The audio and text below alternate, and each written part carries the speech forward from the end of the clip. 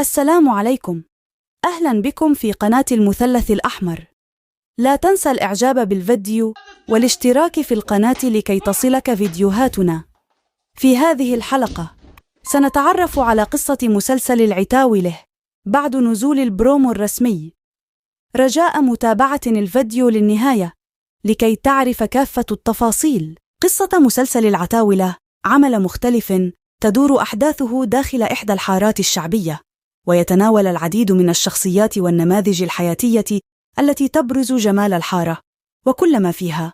ويشهد البرومو والذي تبدأ أحداثه بظهور الفنان أحمد السقا وشقيقه الفنان طارق لطفي في سيارة نقل ويجلسان فخلفيه السيارة. كما ظهر في البرومو عدة تفاصيل عن المسلسل الذي تبدأ أحداثه من مدينة الإسكندرية، كما يظهر طارق لطفي بلوك جديد دون شعر على رأسه، والسقا ظهر بشعر طويل نسبياً. أما زينة فظهرت في البرومو وهي محجبة، وكشف البرومو أن هناك صراعاً بين أبطال العمل. وقال السقا في البرومو: لو كلها معلمين إحنا العتاولة، إذ يبدو أنه يقدم شخصية رجل قوي الشخصية. ولم يكشف البرومو كيفية علاقته بالفنان طارق اللطفي. ويظهر الفنان باسم سمرة في مشهد آخر في تنافس مع الشقيقين وعدد من الصراعات خلال أحداث المسلسل.